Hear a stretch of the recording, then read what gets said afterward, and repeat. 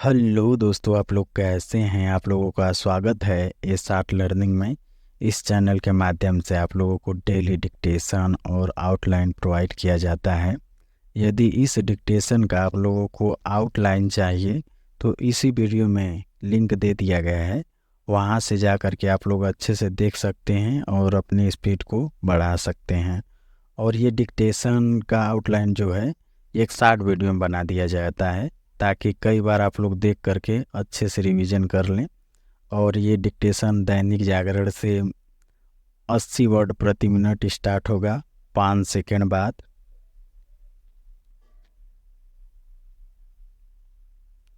Start.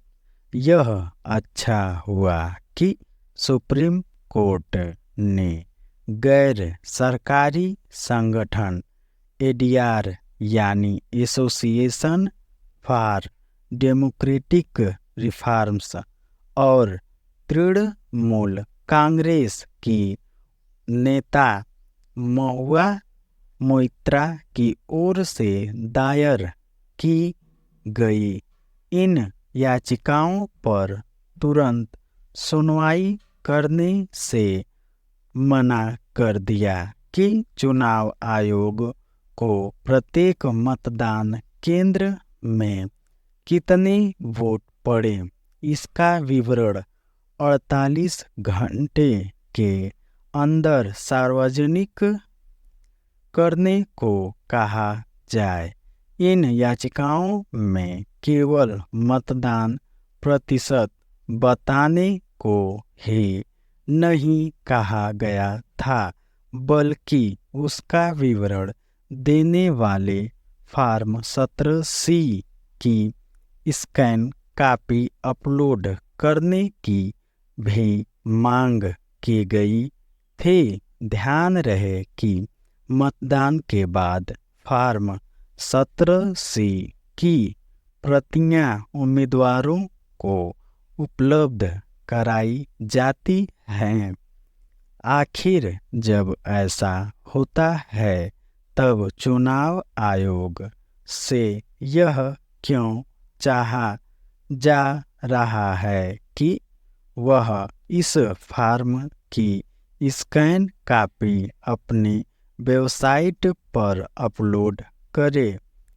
चूंकि याचिकाकर्ताओं के पास इसका कोई जवाब नहीं था, इसलिए सुप्रीम कोर्ट ने याचिका दायर करने के समय पर भी सवाल उठाए।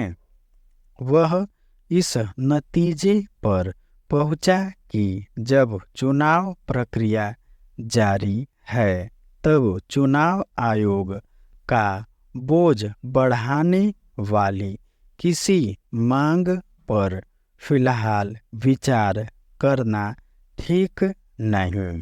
उसने यह भी पाया कि इस मामले को लेकर एक याचिका पहले ही दायर की जा चुकी है। इसके बावजूद नई याचिकाएं दायर कर अंतरिम राहत प्रदान करने की मांग की गई। इसी कारण चुनाव आयोग के वकील की यह दलील थी कि केवल आधारहीन आशंकाओं के चलते नई याचिकाएं दायर की गई और उनका उद्देश्य चुनाव आयोग को बदनाम करना है। इस दलील में दम नजर आता है। पिछले कुछ दिनों से कई राजनीतिक दल यह माहौल बनाने में लगे हुए हैं कि मतदान के दिन जारी किए जाने वाले वोट प्रतिशत के अंतरिम आंकड़ों और कुछ दिन बाद जारी होने वाले अंतिम आंकड़ों में अंतर के पीछे किसी तरह की धांधली हो सकती है।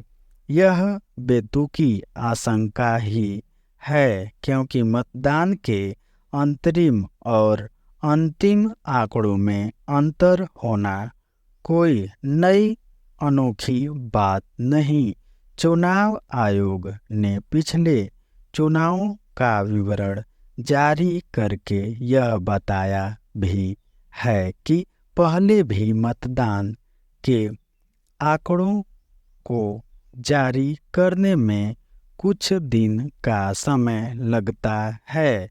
मतदान के अंतरिम और अंतिम आंकड़ों में अंतर को लेकर जो प्रश्न खड़े किए जा रहे हैं उनका इसलिए कोई औचित्य नहीं क्योंकि मतदान प्रतिशत का विवरण प्रत्याशियों के पास तो होता ही है, वह ईवीएम में भी दर्ज होता है। आखिर इस स्थिति में किसी तरह की हेरफेर अथवा धांधली कैसे संभव है? सुप्रीम कोर्ट की टिप्पणियों से यह स्पष्ट है कि उसने यह साझा की इन याचिकाओं का उद्देश्य अनावश्यक संदेह पैदा कर चुनाव आयोग को विवादों में घेरना और नए विवाद खड़े करना है।